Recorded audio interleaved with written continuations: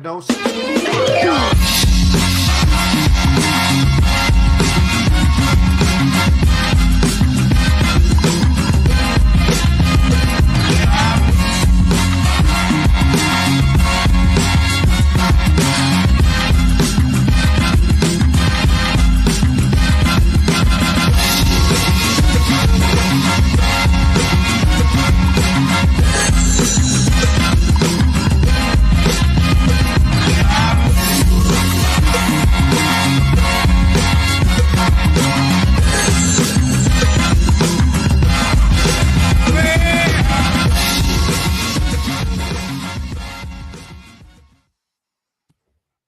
Hello, this is the Marcus Allen Frishman Show.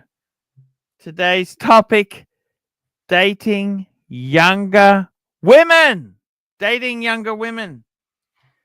And I'm actually Mr. Frishman. I'm just going to let you know a small little secret in the luxury. I've actually contacted the guy I offloaded a few watches through, and I've decided to get one of the Rolexes back.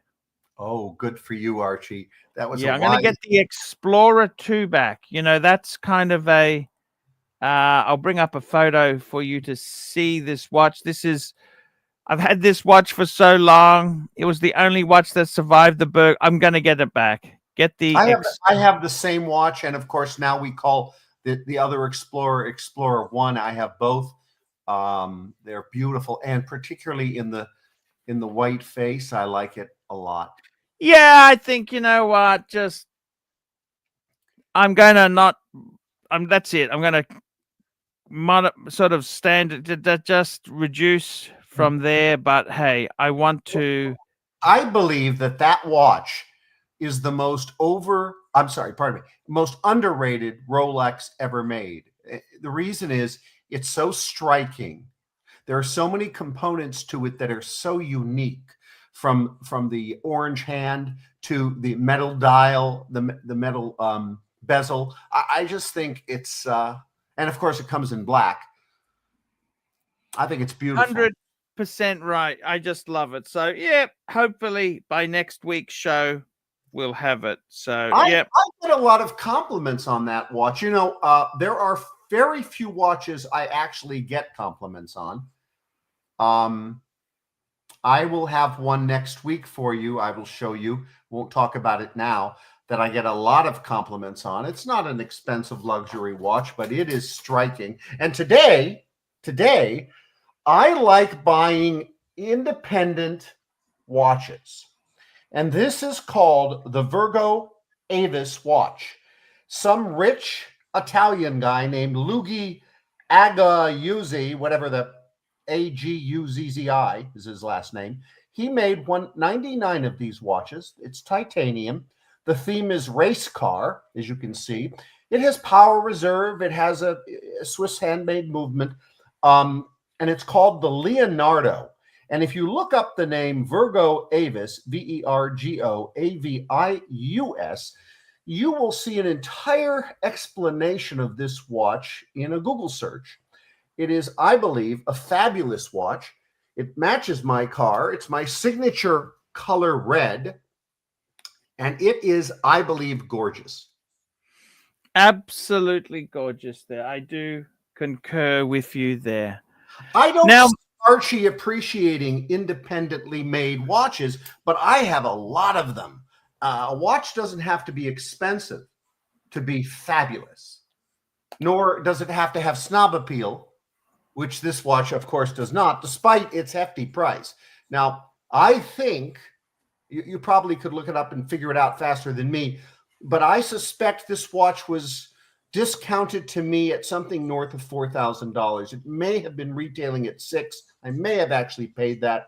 You know, I can't recall. I bought it a long time ago, but I love it. And this gentleman is a Facebook friend. We chat now and then, but I don't know him personally. Just some rich guy that manufactured a watch. Fabulous stuff. Marcus, today's topic, dating younger women. Yes, it is. Please do tell Dating younger women. Obviously, we're talking about women at least 18 years old. Let's just put a disclaimer there. Well, we are always talking about women 18. Well, let me give my preferential age, which has been that way since as long as I have been actively dating, I think. When I say actively, since college, the best dating age is 21 to 28 to start the relationship. By the Now, way, in England's just dropping its voting age down what? to 16. Well, that's ridiculous. I remember I was actively involved. I was youth coordinator to a president of the United States when I was 14. Another story, another day. But I remember I was way too young to vote. I wasn't frustrated that I couldn't vote. I was working in the campaign office in California. It had a brick and mortar office in Northridge, California. I was there every day, and I was the trainer. They thought I was too young sounding and too girly voiced to get on the phone. It was a phone bank office, and we did mostly phone calls. So I was able to train the volunteers to do it. I got a small stipend, non-taxable as I remember, and I believe I was 14 or 15 years old. We'd have to do the timetable, and it was for, I'm embarrassed to say who it was for because I should have been supporting Ronald Reagan. It was Gerald R. Ford, our president, appointed as vice president by Richard Nixon and ran for re-election and lost against Carter. And so goes the story. Wow, that's an incredible story there. Yeah, it was incredible times. I really loved that job. You know, I've done so many things. I was youth coordinator. I was on the call to get the call from the president. When I got home one night, my mother said the White House called. I never did get that call. And oddly enough, I guess the president needed someone to get the call because within a few days, I read we had 3 daily newspapers at the time in Los Angeles, the Herald Examiner, the Daily News and Green Sheet, and the LA Times. And I'm sure all 3 covered it, but I remember cutting out and saving the Daily News and Green Sheet version. Front page story of the Metro section, President Ford calls his youth coordinator. But guess what? I was the youth coordinator. And he called some girl, some junior high or high school girl, I can't remember. And she made the paper. Well, she wasn't the youth coordinator. Did you complain? Well, there was a guy named C.H. Ream. How about that name? I complained to C.H. when I got to the office the next day, and all the other people, and that you didn't apparently answer the phone. CH had a direct link to the White House.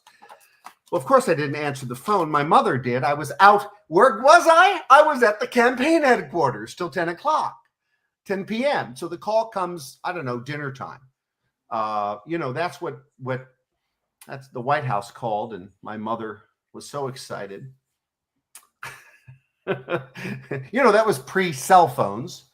Although my dad had a car phone at the time, 11 channels. Anyway, what car did he have? He had a Cadillac or a Lincoln? Cadillac. Always a Cadillac. He had a Buick. He had a Bronco. He had a Mustang. But no, we always had the family Cadillac. And it was always a 4-door until it wasn't. One model was a 2-door. That was unusual because it was such a beautiful 2-door model. So he just switched up. But we're off subject, aren't we? So my first girlfriend, I was 15 and a half. I was with my buddy Jeremy, who may be watching this show from Hawaii with his wife.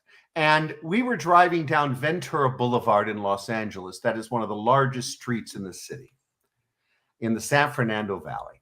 And we were passing, I was 15 and a half. I should have had an adult in the car. I had a learner's permit, but my dad said, be safe, enjoy yourself. So Jeremy and I went out. And we were just having fun. We were meeting people, talking to people. You could do that in a car back in the What day. sort of car were you driving? That would have been my first car, which lasted 30 days. So that was a Camaro. It was stolen about 30 days later. I've had 2 cars stolen in my life. So it was a Camaro. The hot car at the time was a Camaro or a Trans Am. And I liked the simplicity of the Camaro. They were similarly looked. I got the color was pumpkin orange. It was beautiful. AM, FM, radio. I loved it. Maybe it was only AM. Anyway, the point is, we're driving down the boulevard, and, you know, back in the day, you would be cruising, and there was a designated night to cruise boulevards where cars would line up, block the traffic, all the merchants would get, and there were streets for that around LA. This wasn't a cruising time, and this wasn't a cruising street, but what we were cruising. And near the Woodland Hills Library, there was a car clearly that needed to have some repairs. They had a flat tire. So we pulled over to help them. I met a girl who was not the driver named Trissy. And Trissy was 13 plus years old. I was 15 and a half. Her sister worked at Here we go. Is this what it looked like? Is this what your car looked like? No. That's not is that a Camaro, Archie? That's a GT. That's a... Yes. No. You mean it looks like this? There it is. No, lower left in the picture, far left, lower. You see it right next to the pumpkin. You're talking 80s or 70s? What? It's right there. I see it in the picture. Oh, this thing here. That thing there is well, it might not be the correct year, but it's as close as any of those other pictures can get. That's the model. I'm sure of it. Unless we click that and then you find out it's a Trans Am, but I believe, and I don't have a picture of that car. It was stolen from me. Where is it? I didn't have a fin on the back. Sorry. This is not, no, Archie. I didn't have a fin. There's a fin on those cars. Okay, so look up. What year? Look up what year it was bought brand new. Look up 1977 and Camaro. Those are Trans Am. Yeah, there we go. I don't remember. Let's see. You went out with Chrissy. All right. So I met Chrissy. She was the passenger in the car. She was 13 and a half. I was 15 and a half. And we fell in love. We were together 2 years. And I remember one night I got into a lot of trouble. I was with Chrissy at her house in Granada Hills, California. I lived in Calabasas, California, which is about 9 miles north of Malibu. Which was more expensive? Oh, Calabasas. There is no better neighborhood in all of LA than Calabasas, in my opinion. No, nothing more classy, more upgraded, more expensive than Calabasas. But in those days, people didn't really know where Calabasas was. They knew it was about 9 miles north of Malibu. It was on the edge of the city of Los Angeles. It wasn't actually in the city. And in 1991, it became its own city. But nonetheless, Chris, I met this girl. I was scheduled to do my second babysitting job of my life that night. And because I met her and we hung out at her house with her sister, you know, she's 13 and a half. So, and we were kids. So, you know, we did things that kids do. So we went to her house. Her parents were there chaperoning us with her sister who works at a bank, who was much older. And we fell in love. And I called my job, the babysitting job, and I said, hey, I can't come tonight. And they were so mad because they had these tickets to this very important show. So what did you do then? Oh, I just, for the first time, really for the first and last time in my life, I flaked on the job. That's not my style, but I did. And we just became good companions for years. Did you feel guilty for flaking? Years later, when I think about the story and I tell it now, I feel still bad. I remember those. I had babysitted that kid once, And I remember she said, we bought these tickets. Like it was for like the Pantages Theater. It was the best place to be that night in Los Angeles. And the husband and wife had the 2 tickets. And they had a little boy who was 9 or 10, I guess. I can't remember. I've only babysitted him once. And he was in my neighborhood. Boy, I got chewed out by the friend who referred me. And the only reason I got the job was because the real babysitter asked me. She was transitioning to college or something. Could you do this, Marcus? I've never babysitted in my life, but sure, I'll give it a go. And I was a good babysitter. But anyway, back to the girl. So that was the beginning of love. And I learned it, you know. The first girlfriend. Now, you know, back then we had what we called bases. Archie, you're my contemporary almost. You remember bases with girls? First base, second base, third base. Yeah, well, all right. So we didn't get past much second base in 2 years. So we have to make that clear for the record. But it was wonderful. I will never forget her. And then my second girlfriend, her name was Ellen. And Ellen reacquainted herself with me about 10 years ago. She's on my Facebook. I won't say her last name. And she's married now. And she named a plant after me. She told me this years later. You know, I named a plant after you, Marcus, and it stayed at my mother's house for decades. They called it Marcus.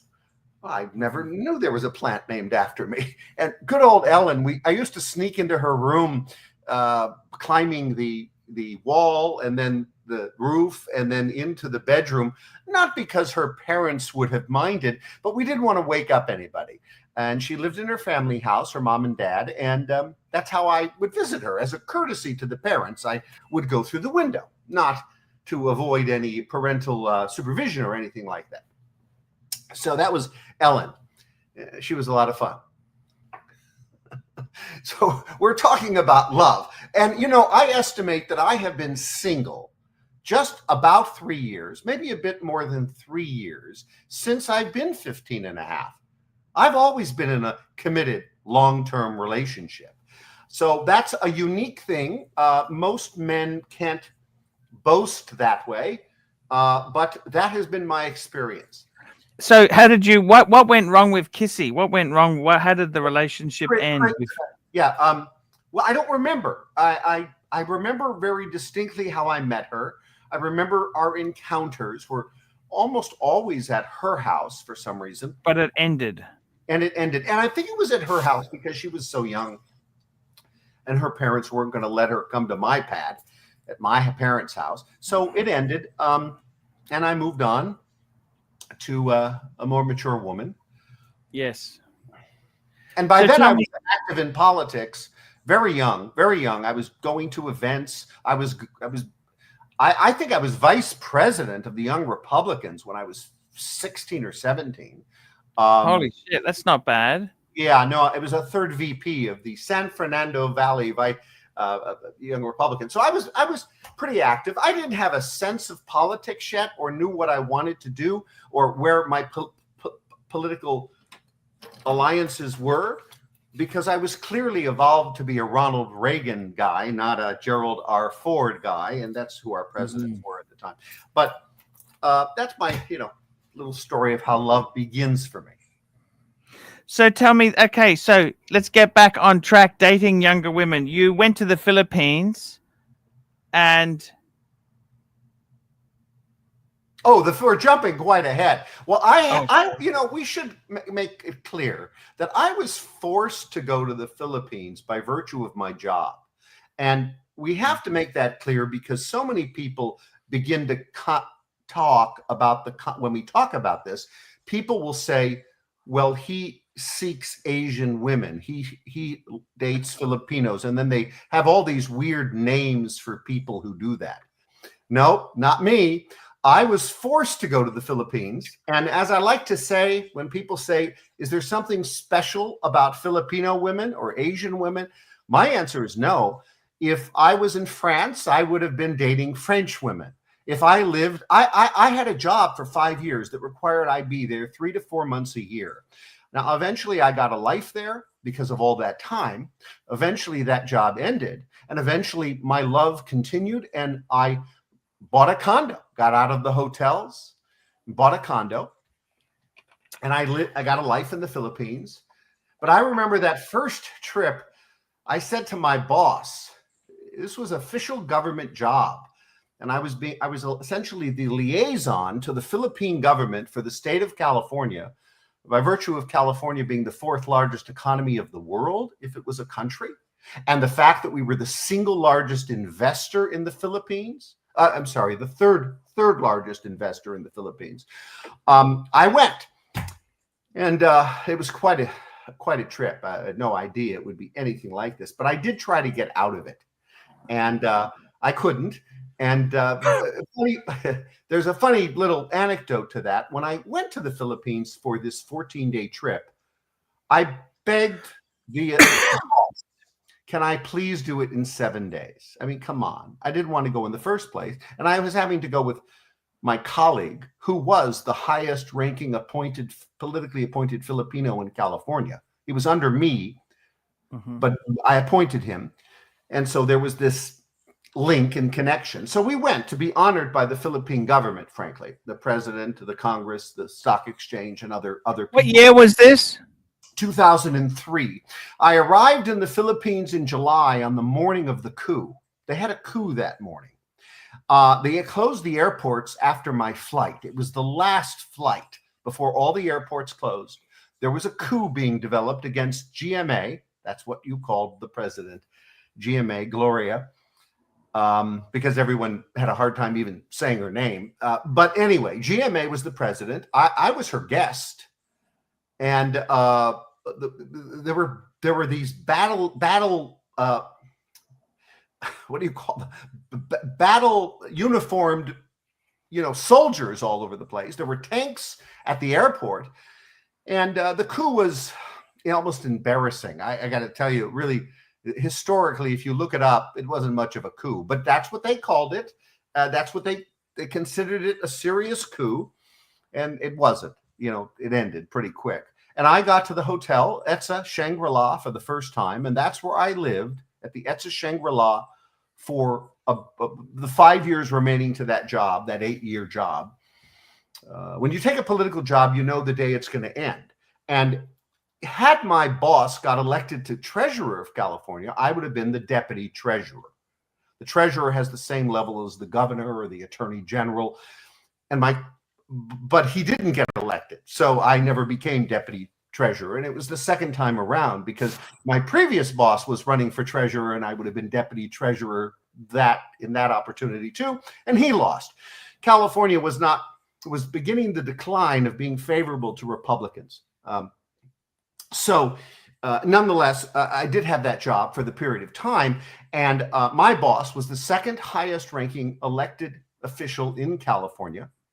That was Republican. The governor was Republican. That was Arnold Schwarzenegger. And so there were only 2 Republicans elected in statewide office. All the other distinguished positions, Attorney General, Secretary of State, on, and there's like 14 of them, were Democrats. And that's when the transition occurred, because a few years earlier in California, every office was held by only Republicans. That was the end of that. So I had to go to the Philippines, and we're not really talking about the Philippines. We're talking about love. And I got there, and within a week, I had just become single. I had just exited a 14-year relationship with a girl named Belinda. And she was so upset I wouldn't marry her. She felt I wasted 14 years of her life, although that was a little dramatic, because we had a wonderful relationship until the final 6 months, when she realized I likely would never marry her.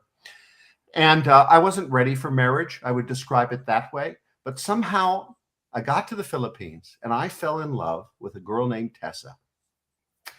And we were together about 3.5 years. And I don't know how much detail you want to get into, but that's where. How did you find this, Tessa? How did you find this lady? I was a distinguished visitor in the Philippines, so I had a real entourage. Let's just say I had escorts, bodyguards. I had when I say escorts, I mean guides, not men that were guides, not escorts of sexual. Yes, no, we understand. So we're clear. So I had escorts and drivers. Had a team, and I wanted to get out and see this city when all day I'm in a 3-piece suit, which is almost something no one wears. I relegated to taking off the vest because it was so hot and humid. And then I went to all these meetings everywhere. Senators, congressmen, distinguished people, major corporations. The Office of American Affairs, which is a deputy to the Deputy Secretary of Foreign Affairs, who works for the president, gave me a schedule every day, and I went to meet people. And it was to help California and the Philippines, and they thought they could get larger investments. We thought we could get other things of concern to California. I won't bore you with the politics of it, but the point is, that's what I did. I walked into a mall, and there was a store of all names called Lush. It was a soap store. It sold soap, handmade, hard bar soap, hand cut, handmade. Yep. With all sorts of themes, beautiful stuff. We don't have that chain in America, but it is everywhere in the Philippines and quite successful, and the best smelling store of all time. And you go in, and I saw this beautiful girl. I was attracted to her, and I went right up to her, and I remember what I said. It's very corny. I said, Tessa, her name tag, I knew her name. Miss Tessa, my phone's broken. Now, when you approach a Filipino, they be a stranger. You can do that. You can't do that here in America the way you can do it there. Culturally, it's different. And when I told her my phone was broken and I held up my phone, she became so concerned. How is that? What do you mean, sir? And that was the first thing I said to her. And I said, because I have been texting you every day, and you're not responding. I'm sure my phone is broken. And she started to laugh because she doesn't even know my name. I know hers because she has a name tag, and she thought that was funny. I tried to be funny. Believe me, the presentation that day was much better than I'm doing it here. But she thought it was funny. She gave me her number. We exchanged, put it in the phone, and I started to text her. I started to text message in 2003 when my Philippine host said, you're going to have to learn how to text, Marcus, fast and quick in the Philippines. Really? That's how they communicate. Oh, okay. And while we did that here, and I had done texting in 2003 in US, we didn't do it at the volume. So, and of course you had to learn to do it. You remember press 1, 2, 3, ABC. You have a Nokia. Did you have a Nokia? I had a Nokia phone, in fact. Yes. Best phone ever. The little blue one that was aluminum, I loved it. They just kept getting smaller and smaller and smaller. And the goal, get a small phone. Old ones, yes. Yes, the smaller it got was better. I mean, I still would like a small phone. But anyway, so I exchanged numbers, and I was very busy, but we stayed in touch. And because of the nature of the hotel and the nature of who I am, I did feel comfortable inviting her to my hotel and in my room because of who I was. There's some stature there. If you are just some jerk, I advise you not invite some woman back to your hotel room as soon as you meet her. But, I had a team of people. They wouldn't let me out anyway. I couldn't roam alone. It was terrible. No. So I broke that. That's a great story, too. How did I break the bonds of all these people that wouldn't let me out of So how old was she and how old were you? She was, well, let's figure it out. So she was, we were together 3 years. So we broke when she was 20. If I'm sure I'm getting it approximately right. We broke when she was 23. So she was 20 years old. She was, 23 and a half. Yeah, about that. So that's close enough. And I have a picture of her somewhere. I have the picture of the day we met. I think I sent it to her recently. We still communicate, by the way. I'll look for it real quickly. And because we do communicate, I may have the picture of us in Boracay. Anyway, I invited her, not on that trip. Here she is. Here she is. Okay. So on the second trip, I invited Tessa to Boracay with me. Boracay's turned out to be my favorite island. I've been there 54 times. I would have been there more than that, but these people kept me trapped for 5 years. Here is Tessa on the island within a few months of meeting her. Let's get the, can you see her? Can I show that picture? Yes. Beautiful.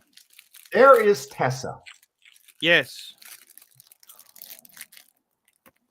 All right. So, and then I have the picture of Tessa. I do have it of the day we met. And the only reason I know that is I took a picture of her and I sent it. It took forever to find. And I recently sent it to her on this new app she's asking me to communicate with her. I won't spend much time looking for it, but it must be in my first 50 pictures here. And you know, it was a wonderful relationship. She came to America. I got her a visa. She had a visa.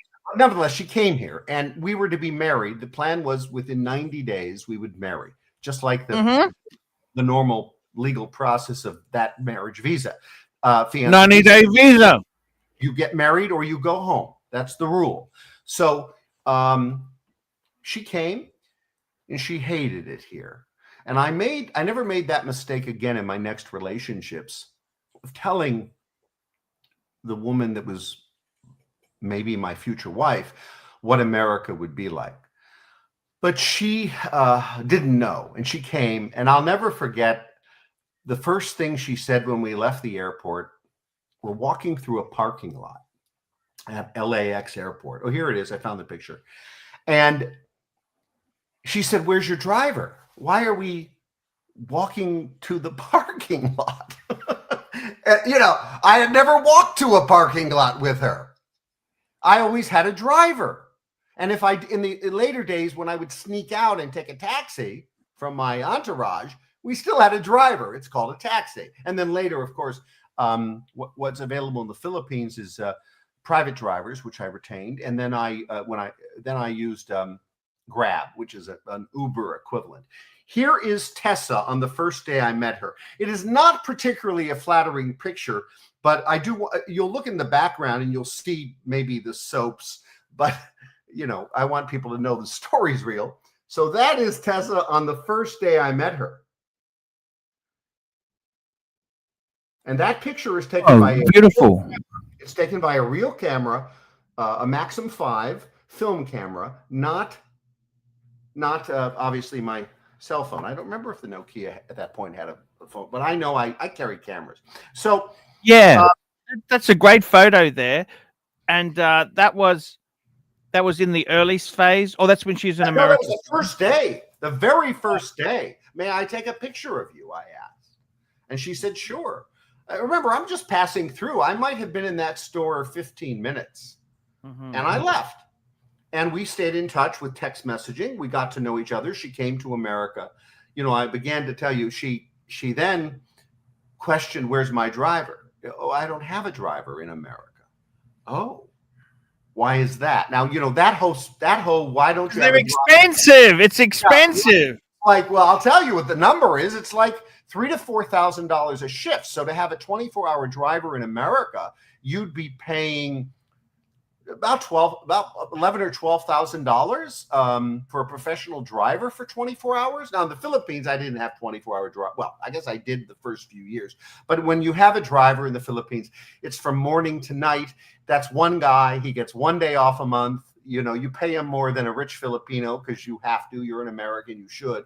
But in America, I would need two shifts. So that's about $8,000. I'm in LA. The richest of the rich don't have drivers here. We drive our beautiful cars. That's what we do. I know people in New York have drivers. I know some people that live there that are wealthy. But these driver concepts are unique to America. If you live in Florida, Los Angeles, Texas, and you're worth $1 billion, you don't have a driver. You may have someone in the car with you, but you're not going to have a driver. You're going to enjoy it. Because it's a different mentality. A different mentality. Now, look, you're going to a special event. You'll get we can still get a limousine, but guess what? That limousine is a Ford. Help me out, Archie. A Ford Escort. Lincoln Continental. They don't really. we don't really use limousines anymore in Los Angeles. I had to stop using them going to the airport years ago. They aren't available. I got to get I had a town car. You have a town car. Yeah, you got to get those are not available in LA. I'm telling you, look it up. You're going to get one of those mommy wagons. What are they called? The big SUV, Escalades. The Escalade. The bigger, the better. That's what they all drive. So, I mean, that's not my crowd or my style. But Tessa then discovered in America we have dishwashers. And she didn't know what one was because the wealthy, even in the Philippines, they don't have dishwashers. They have staff. Why would you? She said to me, actually, we're rinsing. This is the first night, I think. We're rinsing some dishes. I'm showing her the dishwasher. I knew they had no dishwashers. So I explained the dishwasher to her. And why do we have to rinse it before it goes in? I had explained, well, this dishwasher doesn't have a garbage disposal unit in it. We have to rinse. We put it in. But if you have a housekeeper, why do we have to do the dishes? Where's the housekeeper, by the way? So, the housekeeper comes once a week. In the Philippines, I had a live-in housekeeper, although Tessa dated me during the time that I did not have a housekeeper, that I lived in hotels. But, she assumed I had a housekeeper, I suppose, which I do, but not daily. I don't have a daily live-in. I don't know many people that do. That's kind of difficult also. Housekeepers want to be home with their own family. This is America. This is not we don't have a lower class group of people that you can put in your house full time. I know a lot of people that would love to have that and just can't get it. You can get a daily housekeeper. I have a weekly housekeeper. Here's Tessa again. Oddly enough, it says 3 years ago. I'm going to move that. Yeah, let's have a look. Yeah, I don't know why it says 3 years. Maybe it's. That's okay. Oh, I see. Facebook just took a copy of a picture, sent it to me, and dated it. But that's why this one exists. Wow, she looks gorgeous. But there she is on the island of Boracay. And she was well off as well. She was probably the poorest of the girls I dated. But yeah, she was from what you might call a middle-class family. Poor Tessa. She was just, and then here's one last photo of Tessa. It looks like I got several. The reason I have so many so quickly is I am in communication with her. I have been for years. Yes. And I wanted to show her her pictures recently. Wow. So there she is. Same. Oh, wait. I want to show you something, Archie. Do you see that bathing suit? Yes. You see that bathing suit? Look at it very closely. Mm-hmm. I'm tired of the people doubting me. Stand by. I'll be returning in a moment.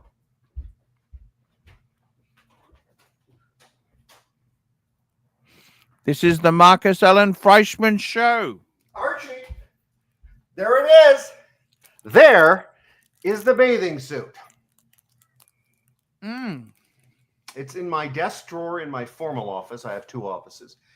And that is the same bathing suit that you saw in that picture here.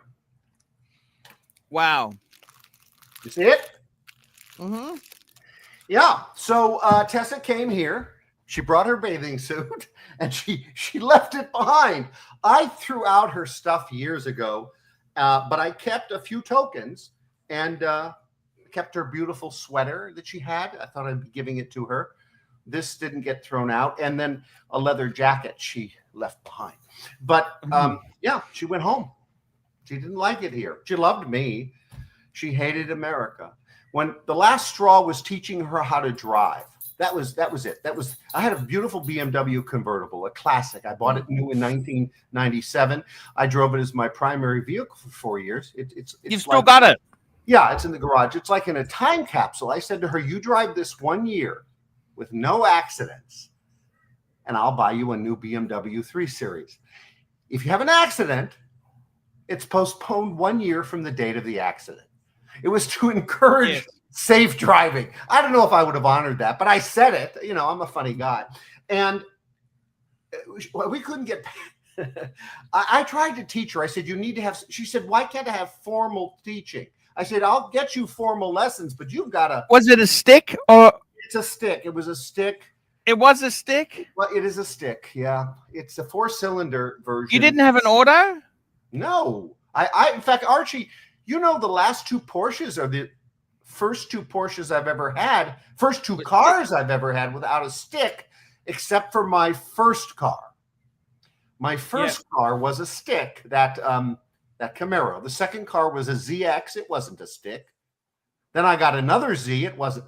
First I got a Z and then a ZX. The Zs weren't sticks. I mean, they were sticks, pardon me. And then I got a Triumph, and then I kept getting BMWs, and I kept getting Porsches. And along the way, I had a Mercedes. So, yeah, they were all sticks. I don't think the Mercedes was. So there's been some exceptions. But no, that's auto. Yeah, right. You lost a lot on that Mercedes. That was a bastard.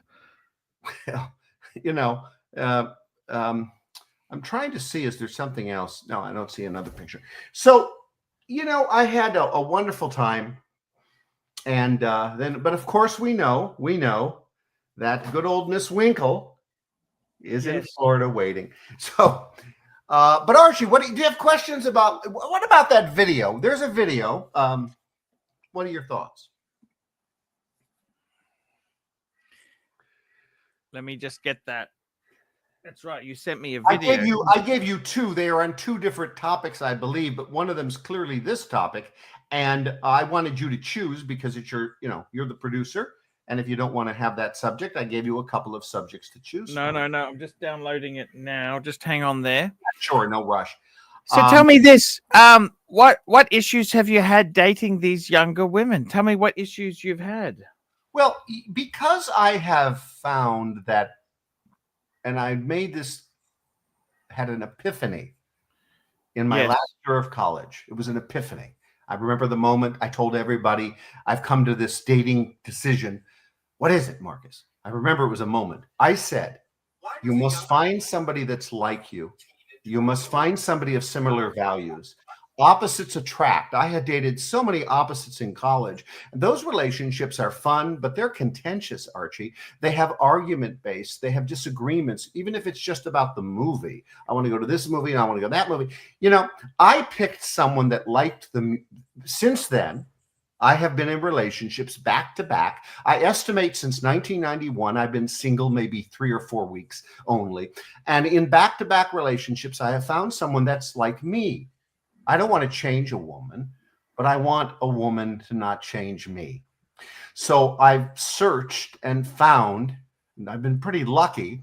There have been times when I've had to do significant dating. I did speed dating in the Philippines for about 2 months once when I was single. But I had found her. Now, I said to you, I was only single 3 weeks. Well, how could I speed dating for 2 months? I'll tell you why. Maybe it was a month I was single. Because I found her. And we were dating during that time. So I'm counting it. But there was some overlapping where I had to make sure. And I had speed dating. And it was 126 women that I met speed dating. Yes. 12 of them are friends of mine for life. One of them became my girlfriend. And I want to get this correct. I believe I met her within the first few days, because the way the speed dating worked, it was a daily thing. You would meet a group and you'd meet a few and then go on to the next and the next. So there was huge volume to get through that many in that short of a period of time. Just do the math in your head. It's a lot. But I committed to it. I'm a focused guy. And of course, that brought me to the next relationship, which was a girl named Love, of all things. And we were together 8 years. I've got that video. Let's play it. Play it. Why does a younger woman between the ages of 18 and 28, that's middle class or upper class, want to date an older gentleman like me? That's the question by this viewer. So let's answer it. I'm Marcus Allen. Thank you for coming to my page. First of all, the people that generally don't understand this, I find, are older men, older women who are married. They don't get it. I have never been married. Therefore, while I am no longer in my 20s and at the peak of my good looks, of my vitality, and so forth, younger women will be attracted to older men because it's a natural thing. If they're not married, if they're not soon getting married, this is all about your mind frame and your life component. First of all, men my age are married, and men my age have children, or they've been divorced and married again and have more children, or not more children. So there's only a few of us around. There really is, and I'm speaking for America. Although my page is dedicated to dating in America and the Philippines because I live in both. So you have to understand that a man like me, who started dating in his 20s more aggressively than when I was in my teens, never grew up. And there's a name for it in Latin. It's called a puer aeternus, forever a boy. That's me. It's not a bad thing. I don't view it as a bad thing. I don't know anybody who views that as a bad thing if you haven't been married yet. So people don't understand that. Now, there is a component here that doesn't apply to me. I've never supported any woman in my life. And all the women that I have dated have been dated between 18 and 28. They've been in committed relationships with me for years. I've never had a relationship under 3.5 years, ever. I've never had a hookup. I've had one potential casual relationship that I cut off very quickly because I don't like casual. It's not me. So in the group of men like me, I am a unique category. I've not met anyone in my category because most older men like to support, lavish gifts, give money. I don't do that. Now, let's be clear. I'm in a relationship. I buy a gift for my girlfriend. My girlfriend buys a gift for me. That's not the same. When you're lavishing gifts, handing out your credit card, giving cash to women, I've not been involved in any such relationship like that. So my category is unique, but the big picture issue, why do younger women like men, doesn't always apply to money. It doesn't always apply to supporting them. In fact, my girlfriend of 8, one of the girlfriends I had of 8 years, one of my 4 fiancés, when I left the apartment to live in another part of the country, because I had to, another part of the world, pardon me, she assumed all expenses, food, the utility bill. I didn't pay that. Oh, sure, I didn't charge her rent. She's my girlfriend. And I certainly paid the association dues. But she covered everything else that I would normally have paid if I was physically present because I pay it for me. She's there with me. I'm not there. She assumes the cost. I've had no trouble in my relationships. If you check from my other videos, you'll see I've been single about a total of 3 years since I've been 15 and a half. Let me repeat. I've been single a total of 3 years since I've been 15 and a half. I've been single probably 3 or 4 months in the last 18 years. Now, I've had 4 fiancés. I've gone back to back. There's a complicated reason why I haven't married and chose to end each of those relationships. Check my other videos. I ended those relationships. But to go back to the big question, why do younger women like older men? Yes, I think a majority of them seek assistance and wealth. I'm, not to brag, just to make the point, yeah, I'm wealthy. I'm in the top 5 or 6% of the wealthiest category, according to the American IRS. But I don't support a woman. I don't lavish gifts, certainly in the courting period. No, you don't want to win over love with money. It gets confusing. It gets distorted, even for the woman who can't tell the difference sometimes. So I make it clear at the beginning of my relationships, I'm seeking a committed relationship. I'm seeking marriage. Let's see. My last set of relationships was 8 years, 4.5 years, 4 years plus, 3.5 years, 2 years, consecutive back-to-back, the longest single moment of 2 weeks in those 18 years, or whatever the math is, 17 or 18 years. I didn't succeed in getting married. I did succeed in finding 6 women, 4 in the Philippines, that wanted to marry me, that on the day I broke up with them still desired marriage. But at the end of the day, they would never move to America.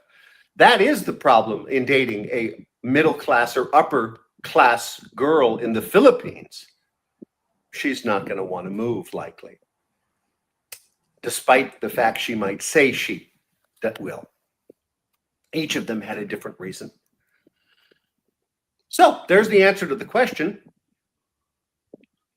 I hope that's helpful. There is a key issue that I did leave out. When you become an older man and you've never been married, you're in a different mind frame. You're not dating your contemporaries because you're not looking for what your contemporary age is looking for. You want to start a family, maybe. You want a woman that's ready to start a career. Maybe you want to stop working and let her be the breadwinner. That's my story. We're not all the same. We're different. It's worked for me. God bless. I'm Marcus Allen. Thank you for following. Please like, please hate, but follow. Good video there, Marcus. Yeah, that was a good one. When I was 4 million viewers on TikTok before I had to get off because of the threats, but we'll cover that someday. There's always another story to tell. So yeah, people have to find what makes them happy.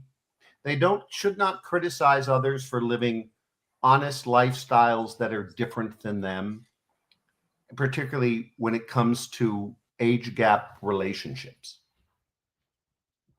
I would date a contemporary woman. I don't think there's a contemporary woman in the world who'd want to date me. I'm exaggerating my statement to make my point. But yeah, contemporary women don't want to date a poo era Turnus. No, I don't think that is appealing. A poo era Turnus. It's Paris. Forever. Latin. I'm Forever boy. Peter Pan. That was the Peter Pan. It's called the Peter Pan principle in psychology, and I'm proud of it.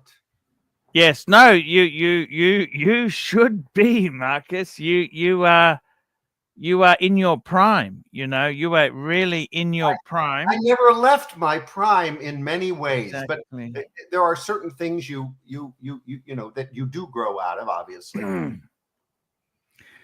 Marcus, we've got to wrap up this chat soon. Sure. But I want to say to you, dating younger women, you've had many experiences there.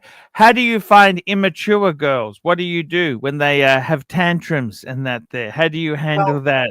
Again, Archie, I would not date an immature woman. By the way, women in their 20s are so mature. Let me rephrase that. They are way more mature than the 20-year-old men. Yes. And if you talk to women in their 20s, they really don't want anything to do with younger men. They do want a slightly older men. And then they either marry that man or not. But there is a whole other genre. There are people that want to be sugar babies and sugar daddies. I've not been familiar with that. I've been approached with regard to that, but it is not anything I can speak on because I know nothing. How much were they offering you? How much were they offering you per month? I think, Archie, it was, oh, well, you know what? I was going to say it's the other way around, which immediately my theory, you don't win love. You don't buy her a bouquet of roses. You get one rose. You don't buy a box of chocolate. You get her a Hershey's bar until you're in love, and then you have mutual love, things. But I was once, we have a few moments, I'll tell you, I was once solicited in the Philippines by a general's wife. The general had died. She was quite young. The general was quite old. He died of old age. Or some disease or something related to that. I'm telling you the story as it was told to me of who the general was. The woman had a massive home in Green Hills, I think, is the neighborhood. I mean, it was one of the most prestigious neighborhoods in the Philippines. I'm almost sure it's called Green Hills. Pardon me, I can't remember, but it was a beautiful neighborhood. She had 14 staffers in her house, which is quite a lot. She wouldn't air condition all those rooms, but nonetheless, and didn't have hot water to wash my hands in the bathroom. So even the wealthy in the Philippines have third world deficiencies.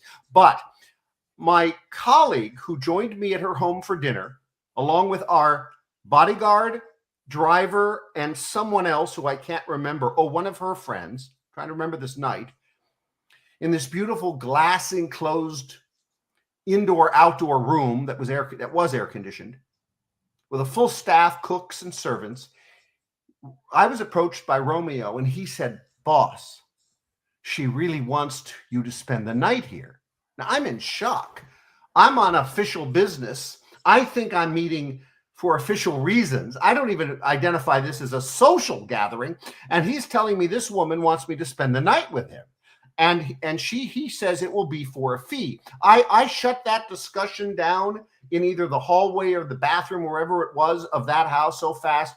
When we got into the car and left that night, and I couldn't get out of there fast enough, but I was trapped because we all had to go in these two same vehicles. I said, "Romeo, did you plan this? You know, was this set up, or did this come up haphazardly?" And he revealed to me he knew ahead of time.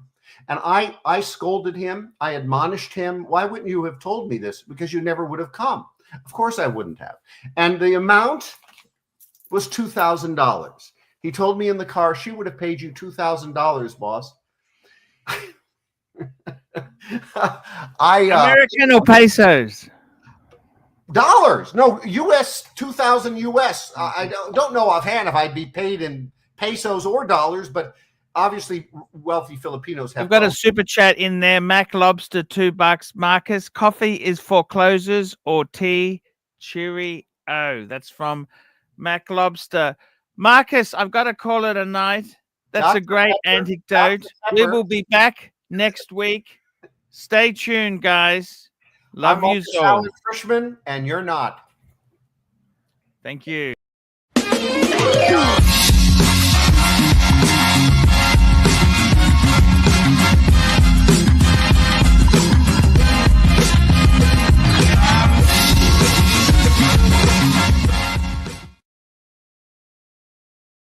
Archie,